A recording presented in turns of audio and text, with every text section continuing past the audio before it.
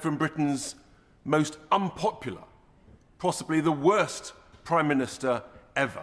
What began as criticism over policy failures quickly spiraled into arguments about debt, immigration, welfare dependency, public frustration, internal division, and whether ministers themselves still believe in the direction of the government they defend. They are so arrogant, they want to lead our country, they can't even lead a coup. It is so obvious, Mr. Speaker, that they cannot handle being in government. They cannot handle it. They hate the responsibility.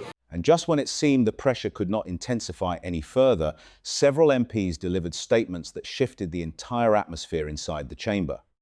Stay to the end, because the final exchanges reveal why this week is being described as a defining moment. The Prime Minister is in office, but not in power. Everyone is trying to pretend it's all right. It's not all right. In the past 48 hours, nearly 100 Labour MPs have called for the Prime Minister to resign. 4 ministers have quit. It is clear his authority has gone, and that he will not be able to deliver what little there is in this King's Speech. This is a government less than 2 years in office, which has already run out of ideas and run out of road. Their manifesto was just a set of misleading promises. They promised no new taxes on working people. Fail. They promised to crack down on illegal immigration. Fail. They promised to tread more lightly on people's lives. Epic fail. I know they don't want to hear it. Look at them. They are so arrogant. They want to lead our country. They can't even lead a coup. It is so obvious, Mr. Speaker, that they cannot handle being in government. They cannot handle it. They hate the responsibility. They hate having to take tough decisions. They prefer scratching the itches that they had in opposition. Giving inflation-busting pay rises to the unions. 28% for the doctors who are still striking. Nearly 2 years, they are still striking. Handing out more benefits to the only people who will still vote for them because Labour don't understand that poverty isn't created by a lack of benefits, it's created by a failing economy. The Speaker does not have the power to police the accuracy of members' contributions. Unfortunately, it is incumbent on all members to be accurate in what they say in this House and to correct any mistakes as soon as possible. All members, including ministers, should take the responsibility in this House seriously. I remind ministers that the government's own ministerial code make clear that important policy announcements should be made in the first instance in this House when sitting, and some people seem to have short memories. The United Kingdom is carrying one of the highest level of borrowings in the Western world. National debt is a staggering £2.9 trillion, equivalent to 93.8% of our entire GDP and equivalent to £102,000 per household. Even more concerning, we are expected to spend, wait for it, £111 billion on debt interest alone in servicing that debt. If this was a government department, it would be the third largest. We are heavily reliant on international markets, and our national balance sheet is highly leveraged. That leaves our economy dangerously exposed to external shocks, such as the war in Iran and the Ukraine conflict. As a result, our borrowing premium on that debt is one of the highest in the OECD. We're paying more in debt interest than Greece is today. On that note, I note that one of the Labour leadership candidates does not have a clue how the bond market functioning our enormous debt actually works. We have heard from Britain's most unpopular, possibly the worst Prime Minister ever. After just 22 months, Madam Deputy Speaker, all we have had is failure, incompetence and negligence. And we have a programme of government in this King's Speech that in a sense represents everything that this Prime Minister currently that we suffer under represents. Process and regulation. Process and regulation. And the thing about that is that that just drives up costs. And there is nothing that I can see in this programme of government that will actually reduce bills, will reduce the cost of living. I'll come back to you, my good sir. That will reduce the cost of living and that will drive up growth, drive up prosperity and drive up the quantity of jobs. I'm sad to say that Labour have been absolutely cynical today.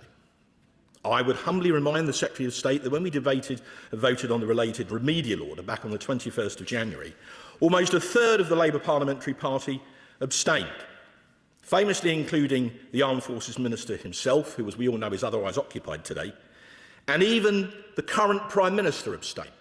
He blew the whistle and sent his troops over the top to vote for this benighted bill that he didn't have the courage to vote for himself. Which brings me to encapsulate exactly what's going on today. While this government prepares to tear itself to pieces over a mixture of post-electoral fear and vaunted ambition, what is the Labour Party's absolute priority this morning? It is to advance legislation to facilitate the prosecution of brave Northern Ireland veterans, many of whom gave their lives to uphold the rule of law in Northern Ireland. In essence, to defend all of this around us today.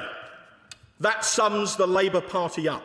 They've clearly chosen today as a not-so-good day to bury bad news, and the very bad news is, despite all their protestations to the contrary, they would rather help Sinn Féin chase those who fought for their country. The public will see this for what it is, not a complex legal treatise. It is a disgrace. While the government noted that the raising of the terror threat level was not solely a consequence of the attack in Golders Green, we can all see how this community has been targeted. Our thoughts remain with the victims and their families. We have to speak honestly about what's going on. We have to call out hate when we see it.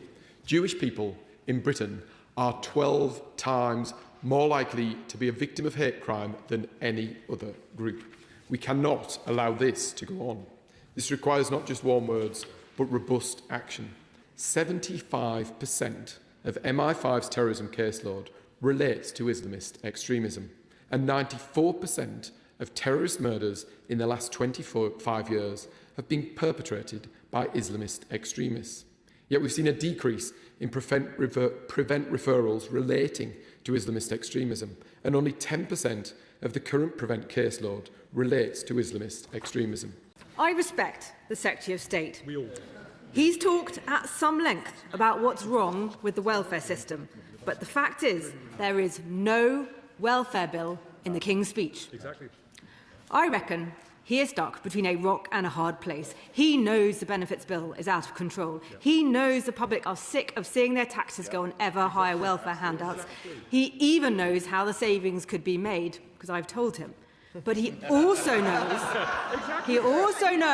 they're laughing, but they're the problem. Because he also knows the MPs behind him will have none of it. And with the Prime Minister clinging on by a thread, no wonder there was no welfare bill in the King's speech. But here's the problem. Failure to grip welfare puts them dangerously out of touch with people out there, the people he and I and all of us are here to serve. Madam Deputy Speaker, let me read from an email I received recently from a constituent. I'll call her Sandra. She says, I am writing to you with utter frustration. We work so hard, and for what? What is the point of working? Please tell me. To watch everyone else do nothing and get paid more than you? I've done the benefit calculation online, and I'd be better off quitting my job. I'll be better off getting universal credit. How is that normal or fair? That's right.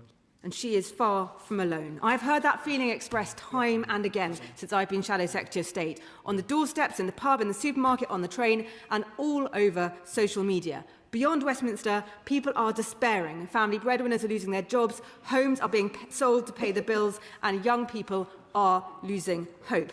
Millions have drifted out of work. For many, claiming benefits simply makes more sense. And for those who are working, each month they're seeing their earnings disappearing in higher taxes and higher bills with nothing left over. No wonder they're fed up. People doing the right thing, paying for people who've opted out, and what is Labour doing about it? Absolutely nothing. They're making a big mistake, because the bald fact is Alarm Clock Britain is sick of paying out for Benefit Street. This session reflected more than political disagreement. It showed growing tension over trust, direction, and public confidence. The reaction inside Parliament may continue to have consequences beyond this debate. Leave your perspective in the comments and follow for more coverage.